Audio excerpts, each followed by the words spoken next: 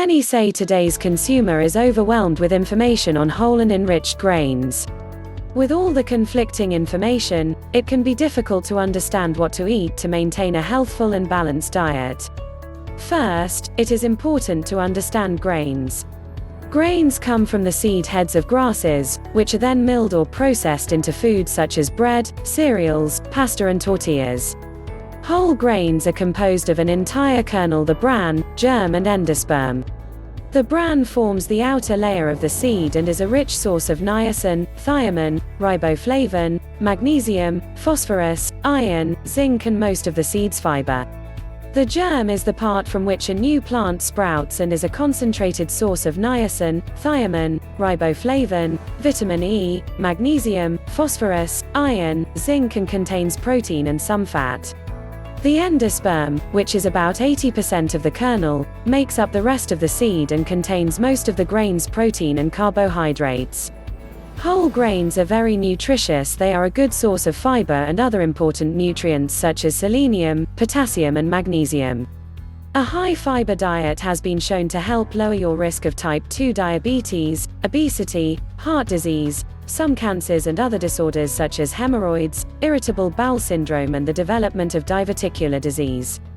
Whole grain sources include barley, brown rice, bulgur, cracked wheat, millet, oatmeal, popcorn, whole rye and whole wheat and flours from these components. Other pseudo-grains, such as buckwheat, amaranth, quinoa and wild rice, are often accepted as whole grains. White flour is made from just the endosperm. However, 95% of all white flour in the US is enriched, meaning the three major B vitamins, thiamine, riboflavin, niacin and iron are added back in the same proportion as is found in the whole kernel. Folic acid is added in twice the amount of that found in whole grains. Enriched grains are the primary source of folic acid in Americans' diets and, according to the Centers for Disease Control and Prevention, CDC, have been credited with lowering neural tube birth defects by 34% in whites and non-Hispanics and 36% in Hispanics since folic acid fortification of enriched grains became mandatory in 1998. Enriched grains also account for a major source of iron in the diets of most Americans. Fortification of folic acid has also been shown to reduce the incidence of strokes in the US and Canada. All types of whole and enriched grain products are good for you and are one of the healthiest and most convenient foods available.